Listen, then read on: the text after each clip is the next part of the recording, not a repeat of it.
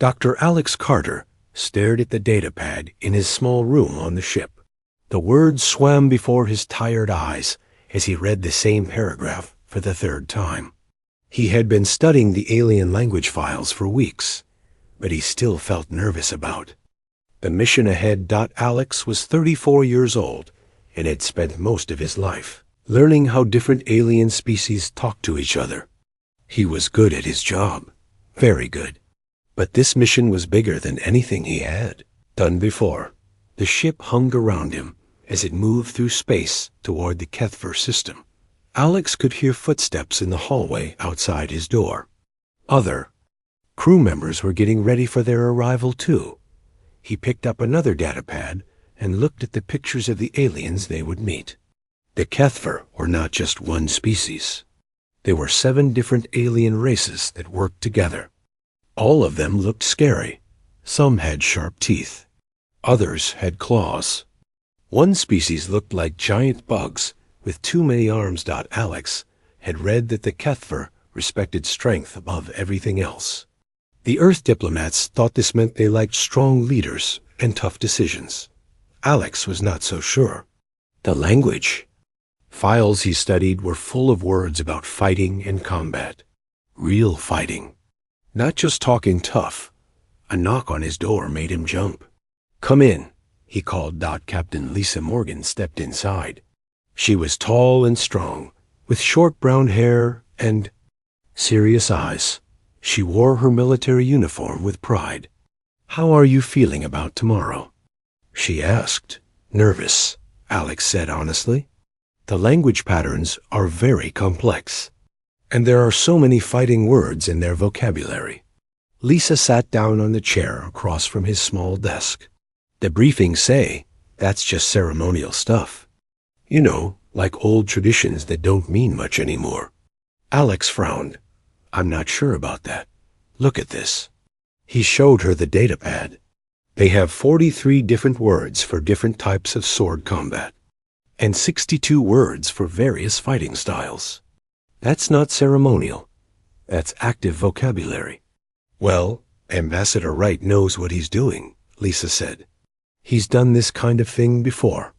Alex hoped she was right. Ambassador Paul Wright was in charge of their mission. He was older, with gray hair and expensive suits. He had negotiated with many alien species before. But Alex had noticed that Wright did not spend much time studying the language files. He seemed to think the translation computers would handle everything. The next morning, Alex woke up early. Through the small window in his room, he could see they had arrived. The HFY homeworld hung in space like a brown and green ball. But what caught his attention were the ships around it. The HFY vessels were huge. They looked like they were grown instead of built. Organic curves mixed with metal parts. Weapon systems that Alex could see, even from far away. These ships made the human diplomatic vessel look like a toy dot. As their ship moved closer to the planet, Alex could see the surface better. There were cities, but they looked different from human cities. Instead of tall buildings reaching up to the sky, there were wide, low structures. And everywhere he looked, he saw large circular buildings that looked like stadiums. "Those are bigger than anything we have on Earth," Alex muttered to himself. Soon, they were on the planet's surface. The gravity was a little stronger than Earth's, making Alex feel heavy. The air was thicker too, and it smelled like metal and something else he could not identify. The HFY had built the meeting place to accommodate many different species. The ceilings were very high. The doorways were wide enough for the largest aliens to walk through. Everything was made of dark stone that looked like it could survive a war. Alex, Captain Morgan, and Ambassador Wright were led through long hallways by their alien guides. The guides did not talk to them. They just walked ahead, their heavy footsteps echoing off the stone walls. Finally, they reached a massive room. It was so big that Alex felt like an ant walking into a cathedral. 7 raised platforms were arranged in a circle, each one holding a different alien species. These were the HFY High Council. Alex's heart started beating faster as he looked at each council member. The biggest one was clearly the leader. It looked like a giant lizard that had learned to walk on two legs. Its scales were dark green, with silver markings. When it opened its mouth to speak, Alex could see rows of sharp teeth.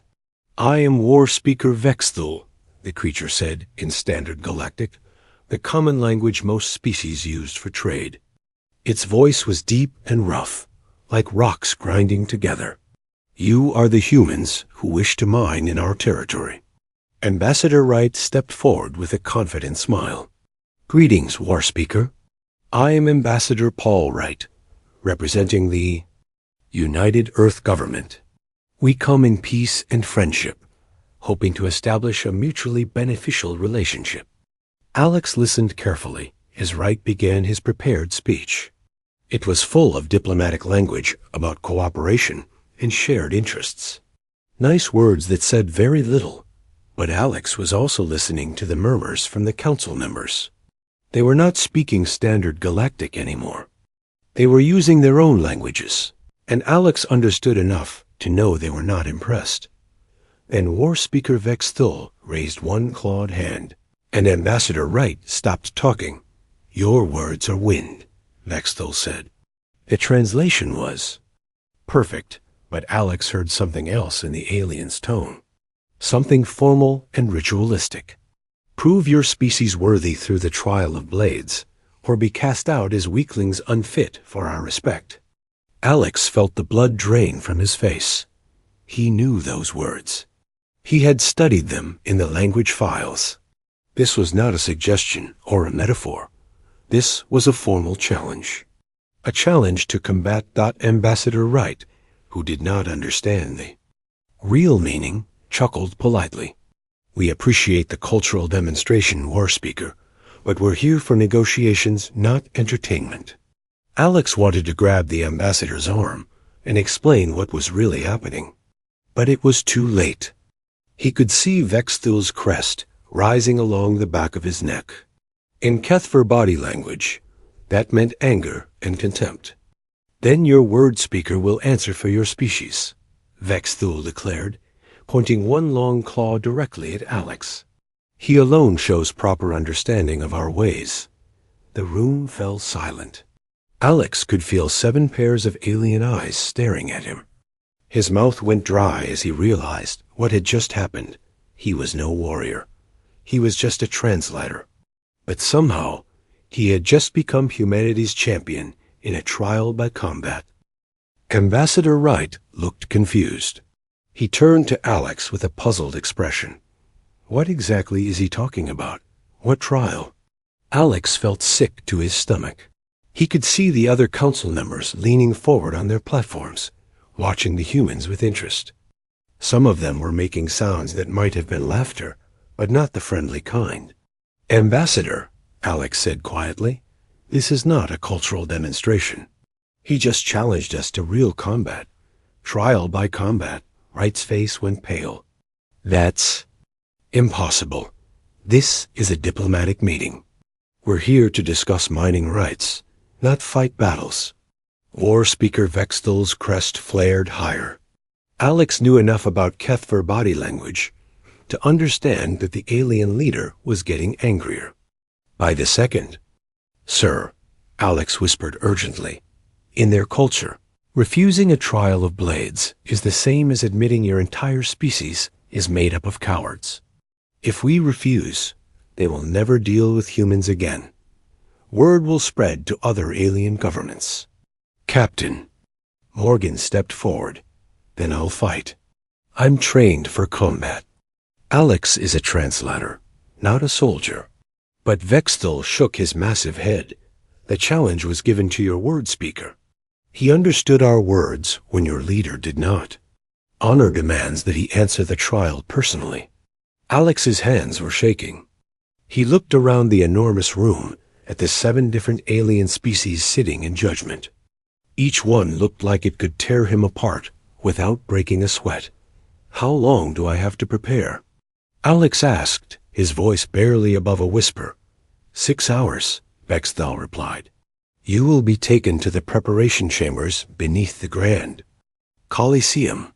Choose your weapons and make peace with whatever gods your species worships. 2 alien guards approached Alex. They were shorter than the council members, but still taller than any human. Their skin looked like gray leather, and they wore simple armor. They gestured for Alex to follow them. Alex, wait, Captain Morgan called out. This is insane. There has to be another way. There is no other way, Alex said. He was surprised at how calm his voice sounded. Inside, he felt like screaming. If I don't do this, humanity loses all respect among the Kethver, and probably among every other species they talk to. Ambassador Wright looked like he might be sick. I never meant for this to happen. I thought it was just ceremony. I know, Alex said, but it's happening anyway. The guards led Alex out of the council chamber and down a series of stone corridors. The walls were covered with carvings that showed different aliens fighting with various weapons. Some of the battles looked historical. Others looked like they might be from the trials themselves. They walked for what felt like a long time, going deeper underground. Finally, they reached a heavy metal door. One of the guards pressed his hand against a scanner, and the door slid open. The preparation chambers were like nothing Alex had ever seen. The room was huge, with weapon racks along every wall. Swords, axes, spears, and things he could not even identify. Some of the weapons were so big that Alex was not sure he could even pick them up. You have 6 hours, one of the guards said in broken Standard Galactic. Choose wisely. After the guards left, Alex found himself alone in the chamber. He walked slowly around the room, looking at the weapons. Most of them were designed for aliens much stronger than humans. A sword that might be normal size for a Kethver warrior would be too heavy for Alex to swing properly. First time in the trials? A voice asked from behind him. Alex spun around. An alien stood near the entrance, but this one was not a guard. It had 4 arms and rough, rock-like skin. It wore a simple uniform that looked like work clothes. I am Quartermaster Zekalon, the alien said. I maintain the equipment here. I have seen many trials over the years. I'm Alex Carter, Alex replied. And yes, this is definitely my first time. Zekalon walked over to one of the weapon racks and pulled out a sword that was smaller than the others. You are the human word speaker, yes? The one who understood the challenge? That's me, Alex said miserably. Though I wish I hadn't. Most species send their greatest warriors to the trials, Zekalon said. I have never seen a word speaker forced to fight. It is ... unusual. What exactly am I up against? Alex asked. Zekalon set the sword down and looked at Alex seriously. The Trial of Blades has 3 parts. First, you must fight 7 champions, 1 from each council species.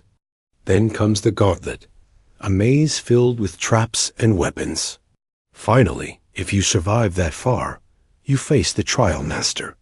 Alex sat down heavily on a wooden bench. And how many people actually survive all 3 parts?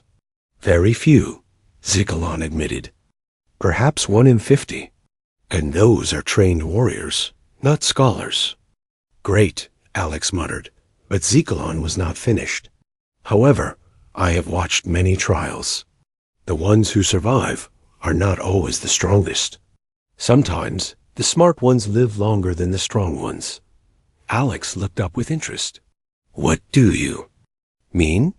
Each species fights differently, Zekalon explained. They have patterns, weaknesses. The smart fighters learn these patterns. They use their enemies' strengths against them. Zekalon walked to a control panel on the wall and pressed several buttons. A screen came to life, showing recordings of past trials. Study these, Zekalon said. Learn how each species moves, how they attack, how they think. Your human brain might be your best weapon. For the next several hours, Alex watched recording after recording. He saw Veltar warriors with their quick slashing attacks, Grothek fighters who relied on brute strength, Mersathi who moved like they were swimming through air. Each species had patterns. The Veltar always attacked in the same sequences. The Grothek became predictable when they got angry. The crystalline Silvari had trouble with certain sound frequencies because of their body structure. Alex started taking notes on a datapad. He was treating this like a research project, which, in a way, it was. The only difference was that if he got the answers wrong, he would die. As his preparation time ran out, Alex had selected his equipment. Light armor that would not slow him down. A few smaller weapons he could actually handle. Some basic tools and supplies that might come in handy. Zekalon watched him make his final preparations. "You fight like no warrior I have seen," the quartermaster said. "But perhaps that is good. Warriors are predictable. You are something else." "What am I?" Alex asked. "You are someone who thinks before acting," Zekalon replied. "That is rarer than you might believe." A horn sounded somewhere in the distance. Alex's preparation time was over. Guards came to escort him to the arena. As they walked through the corridors, Alex could hear the sound of thousands of voices above them. The Colosseum was full. "They came to watch me die," Alex said. "Maybe," Zekalon said, walking beside him. "Or maybe they came to see something they have never seen before. A human who refuses to give up." The corridor ahead led to bright sunlight and the roar of the crowd. Alex took a deep breath and walked toward whatever was waiting for him in the arena. The arena was bigger than Alex had imagined. 50,000 aliens filled the seats, all of them making noise. Some were cheering, some were hissing, and others were making sounds Alex had never heard before. The noise hit him like a physical force. The arena floor was covered in sand, and weapons were scattered around the edges. High walls surrounded the fighting area, but Alex could see that some sections had viewing windows where important aliens sat to watch. Alex walked to the center of the arena.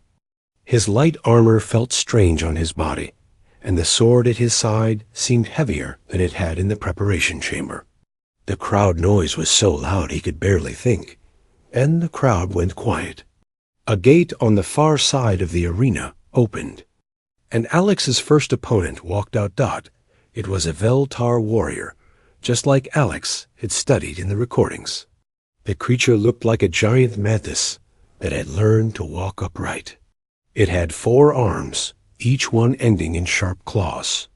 Its head was triangular, with large compound eyes that could see in almost every direction at once. The warrior carried 4 curved swords, one in each hand. When it moved, it was faster than anything Alex had ever seen. It performed what looked like a ritual dance, spinning and slashing at the air with perfect coordination. An announcer's voice boomed across the arena in several different languages. Alex caught enough to understand that the Veltar warrior was called Bonebreaker Crix, and that it had won 17 previous trials. The crowd started making noise again. Alex could see aliens placing bets in the stands. Nobody was betting on him. Crix finished its ritual and turned to face Alex. The creature's compound eyes reflected the sunlight like broken glass. When it spoke, its voice sounded like breaking. "Styx, you will die quickly, soft one," Crix said in standard Galactic. "I will make it clean." Alex drew his sword. It felt light in his hands compared to the weapons Crix carried, but that was exactly what he wanted. He had spent hours studying how Veltar fought, and he had a plan. The horn sounded to begin the fight. Crix moved faster than Alex had expected, even after watching the recordings. The warrior came at him with all 4 swords spinning in complex patterns.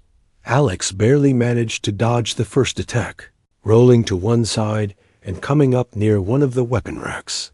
The crowd cheered as Crix pressed the attack. The warrior was showing off now, making its sword work more elaborate than necessary. Alex could see that Crix expected this to be over quickly, but Alex was not trying to match the warrior's speed. Instead, he grabbed a smoke grenade from his equipment belt and threw it at the ground between them. Thick gray smoke filled that section of the arena.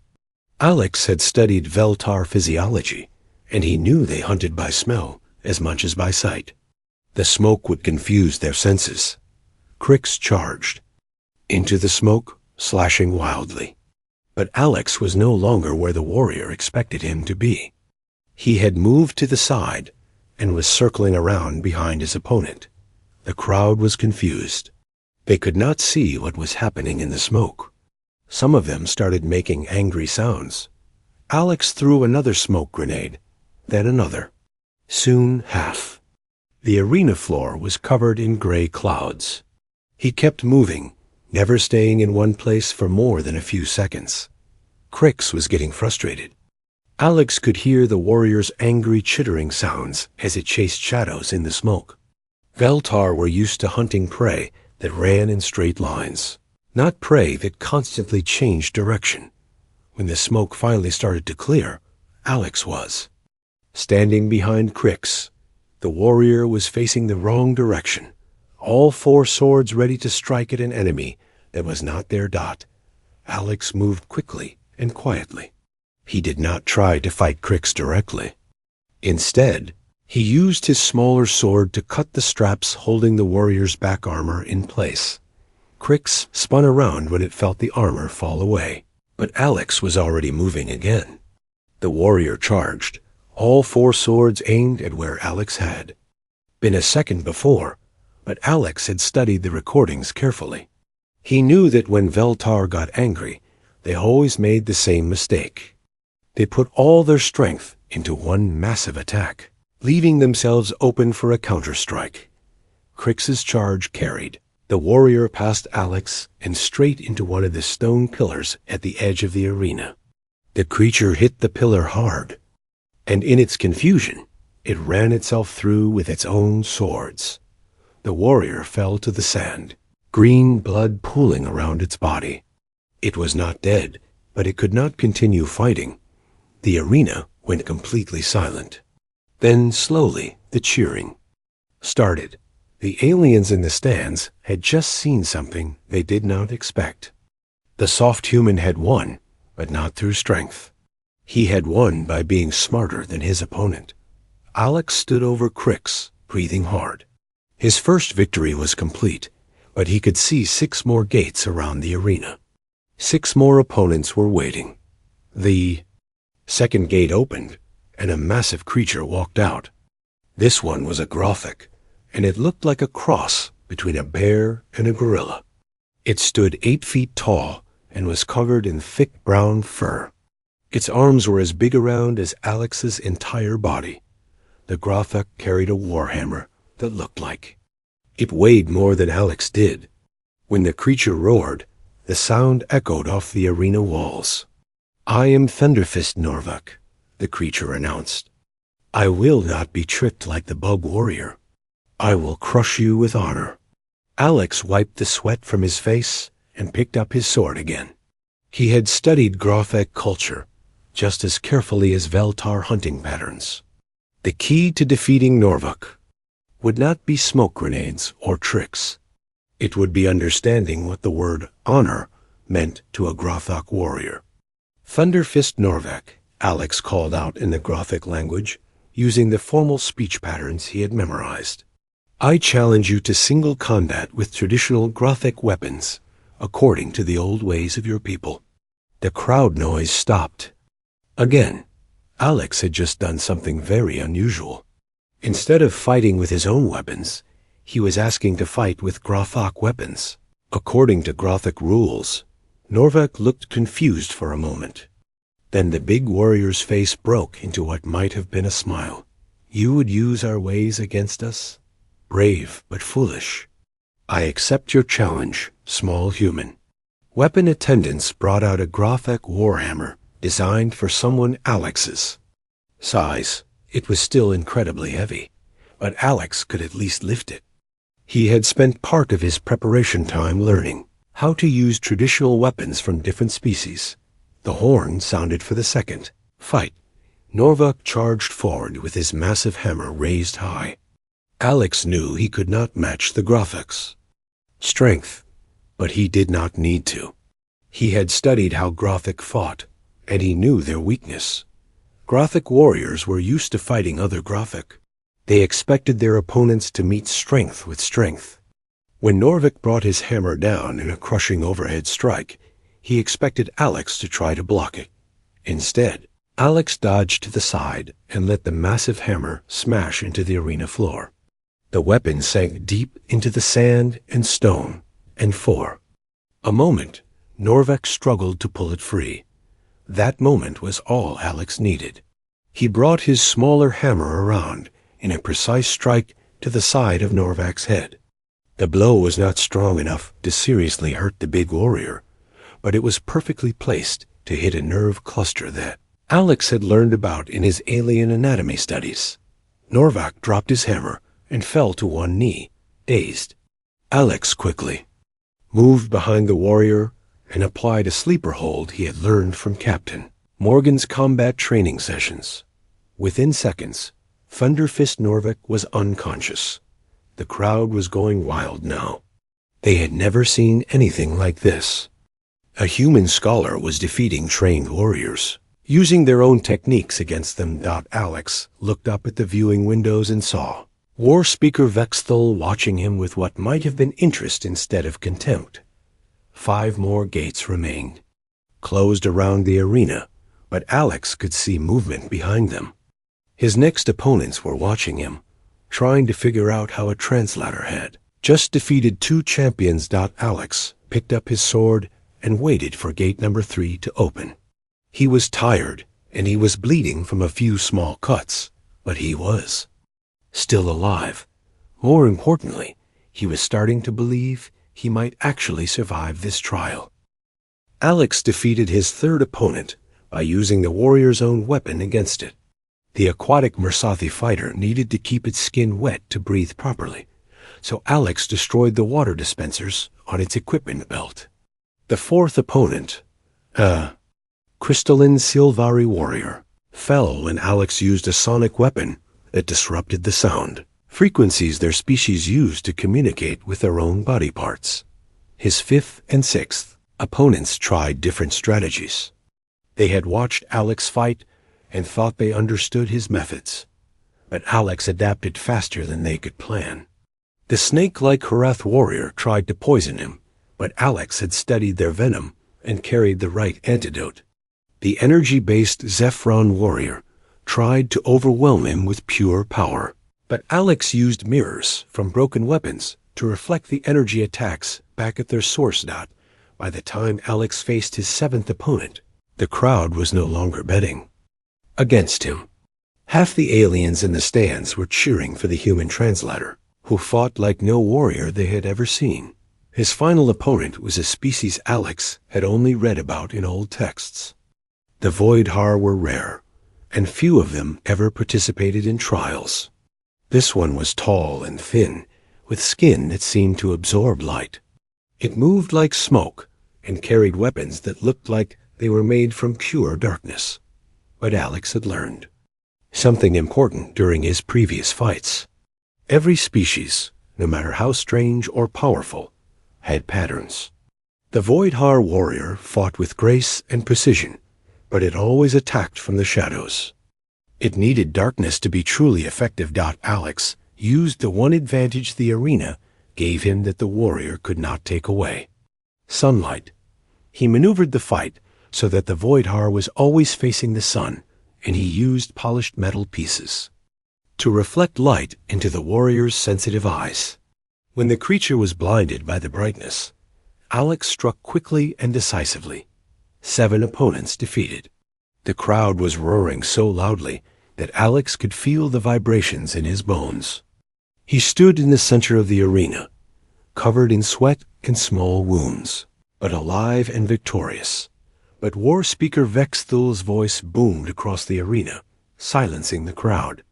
The first trial is complete, but the trial of blades has 3 parts. Word speaker Alex Carter must now face the gauntlet. Alex's heart sank. He had hoped that defeating 7 champions would be enough, but apparently the trials were just beginning. A section of the arena floor opened up, revealing a staircase that led down into darkness. Alex could see mechanical devices moving in, the shadows below, and he could hear strange sounds echoing from the depths. "You have 1 hour to rest and prepare," Vexthul announced. "Then you will enter the gauntlet. Few warriors survive it. None have ever mastered it." Guards escorted Alex to a small chamber beneath the arena. Captain Morgan and Ambassador Wright were waiting for him, along with medical attendants who cleaned his wounds and gave him water and food. "Alex, this is incredible," Captain Morgan said. "I've never seen anything like what you did out there. But you don't have to continue. You've already proven more than enough. If I stop now, humanity looks weak," Alex replied. "I have to finish this."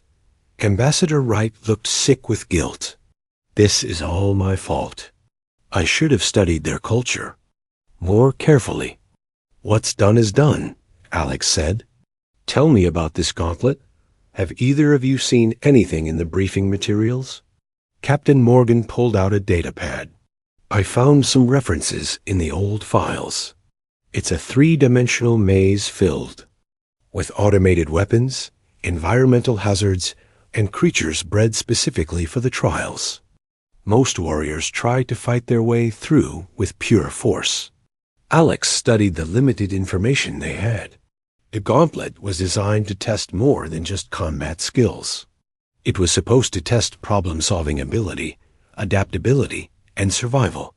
Instincts under extreme pressure. "I'm not going to fight my way through," Alex decided.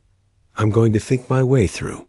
When his rest period ended, Alex walked back into the arena. The crowd had grown even larger. Word of the human translators' victories had spread across the planet, and aliens from other species had come to watch. The opening in the arena floor had expanded, revealing a complex mechanical structure that extended deep underground. Alex could see moving platforms, spinning blades, automated weapon systems, and creatures in cages waiting to be released. "The gauntlet awaits," Vexthul announced. "Enter and prove your worth, or die trying." Alex descended into the mechanical maze. The first level was filled with spinning blade traps and pressure plates that triggered dart shooters. Most warriors would try to run through as quickly as possible, accepting some injuries in order to reach the next level. But Alex stopped and studied the patterns. The blades moved in precise sequences. The pressure plates were arranged in specific configurations. This was not random. It was a puzzle disguised as a death trap.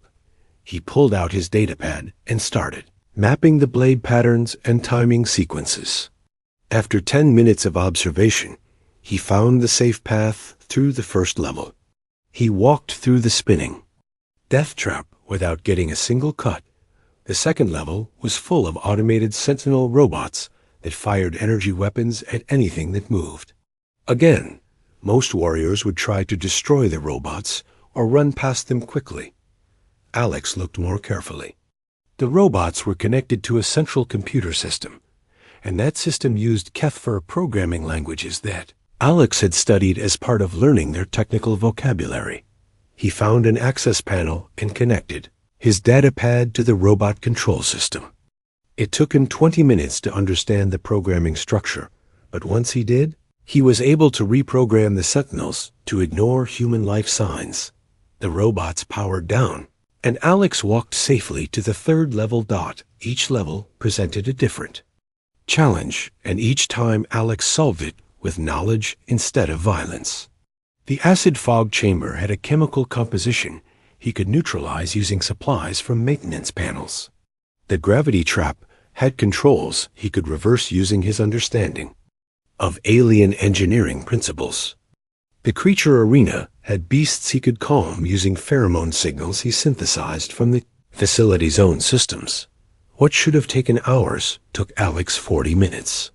What should have been a brutal fight for survival became an academic exercise in applied xenobiology and alien technology.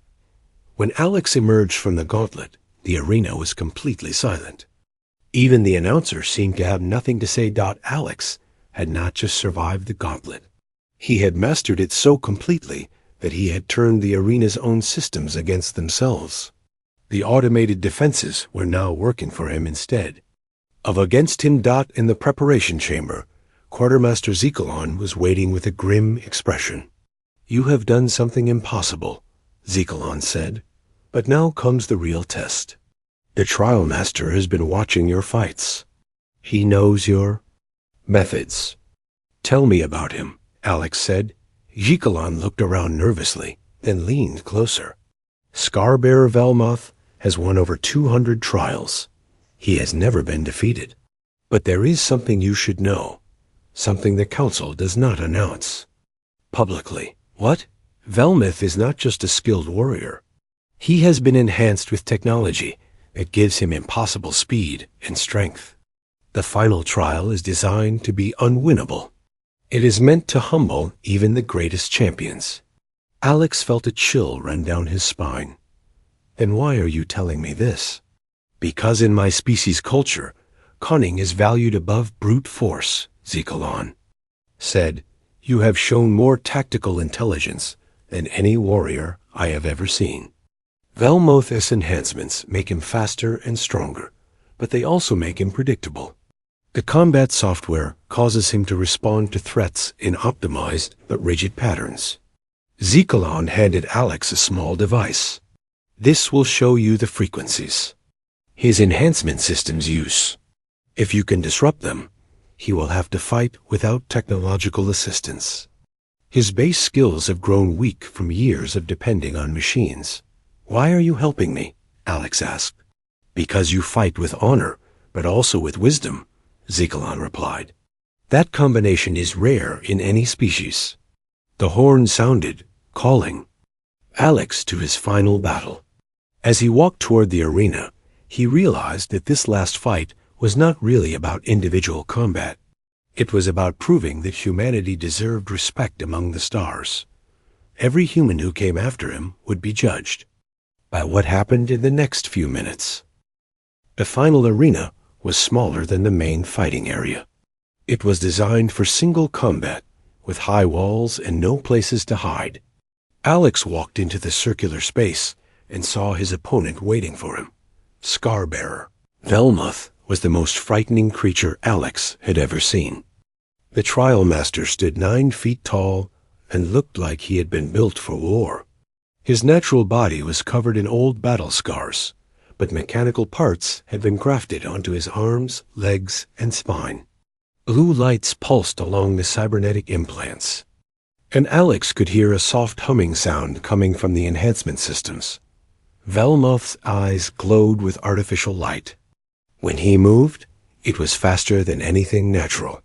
His mechanical parts whirred and clicked as they adjusted to support his movements. "So, you are the human word speaker," Velmoth said. His voice came through speakers built into his throat.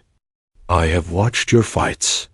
You are clever, but cleverness will not save you here." The crowd had grown silent.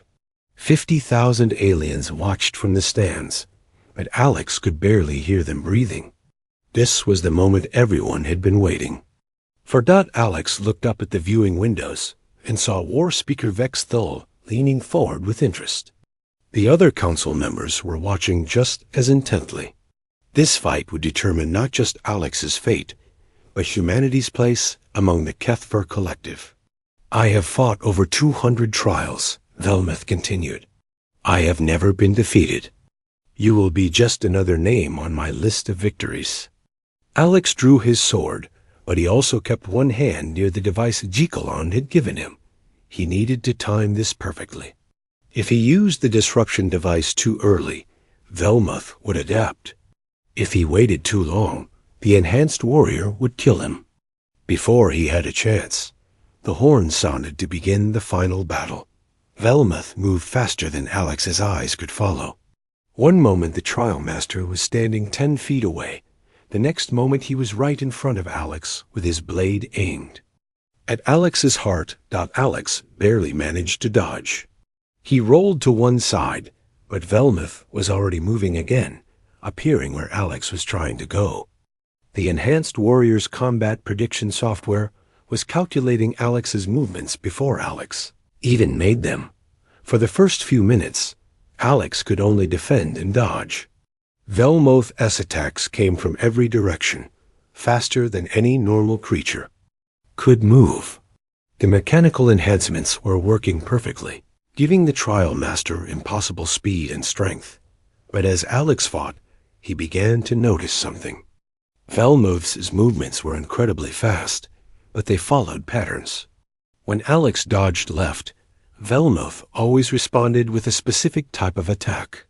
When Alex tried to circle around, the trial master always moved to cut him off in the same way. The combat software was making Velmoth faster and stronger, but it was also making him predictable.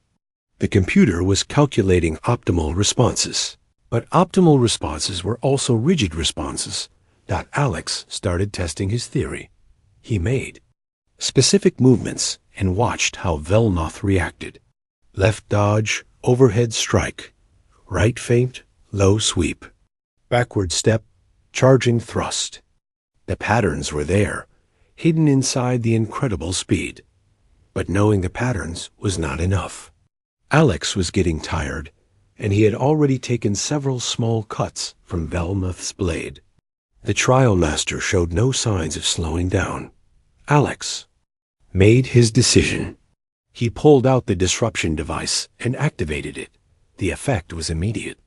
Velmoth stumbled mid-attack as his enhancement systems flickered and sparked. The blue lights along his cybernetic parts went dark, and the humming sound stopped. "What have you done?" Velmoth demanded, but his voice now came from his natural throat instead of the mechanical speakers. "I leveled the playing field," Alex replied. Velmoth's eyes no longer glowed with artificial light. He looked around the arena with confusion, as if he was seeing it clearly for the first time in years. "You think this changes anything?" Velmoth snarled. "I am still the greatest warrior in the collective." But Alex could see the truth. Without his enhancements, Velmoth was still large and strong, but he moved like someone who had forgotten how to fight without computer assistance. His base combat skills had grown weak from years of depending on machines. Alex had one more card to play. He had studied HFY honor codes extensively, and he knew there was one challenge that no warrior could refuse in front of the entire collective. "Scarbearer Velmoth," Alex called out in formal HFY, using the ancient speech patterns that demanded attention. "I challenge you to single combat without enhancements, according to the old ways, with honor and skill alone deciding the victor." The arena fell completely silent. Alex had just done something that had never happened before in the trials. He had challenged the trial master to fight fairly. Velmoth's face went through several expressions: anger, confusion, and finally something that might have been fear. In front of 50,000 witnesses, he could not refuse the challenge without losing all honor. "Very well," Velmoth said finally. "We fight as our ancestors fought, with blade and skill alone." Velmoth reached to his cybernetic spine and deactivated the remaining enhancement systems. The mechanical parts went completely dead, leaving him as he had been born. Still large, still strong, but no longer superhuman, the two warriors faced each other as equals for the first time. The fight that followed was brutal but fair. Velmoth was a skilled warrior, but he had grown dependent on his enhancements. Alex was smaller and weaker, but he was more adaptable and better at reading his opponent's movements. The battle lasted for 20 minutes. Both warriors took serious wounds. Both showed courage and determination. But in the end, Alex's ability To think and adapt gave him the edge he needed. When Velmoth finally fell, it was not to superior strength or technology. It was to superior strategy and an absolutely refusal to give up. The arena erupted in chaos. Aliens who had come to watch. A human die instead witnessed something unprecedented.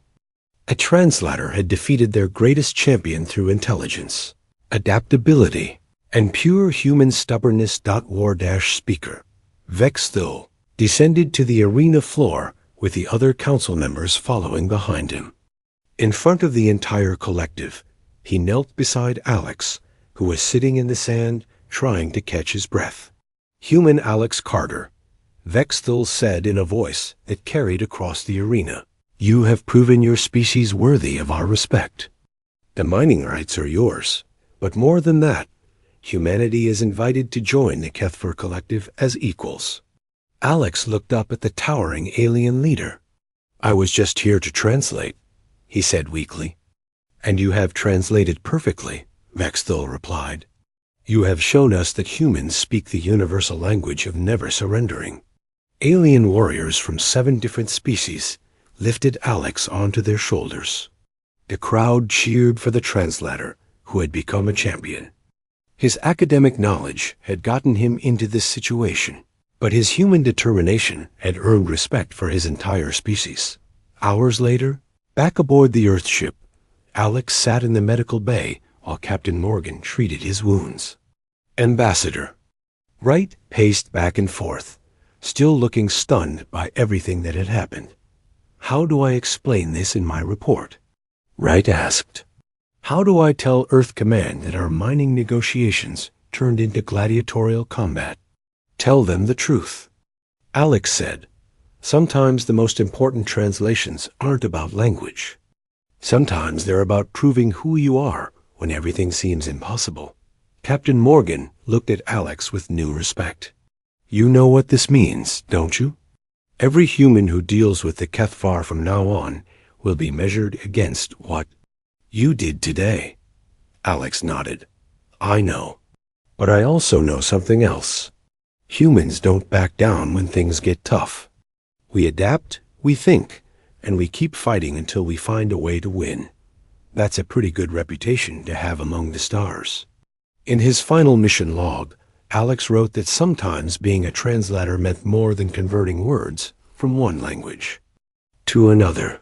Sometimes it meant translating the true character of your species through actions instead of words. And sometimes, when you refused to give up, the whole galaxy listened to what you had to say.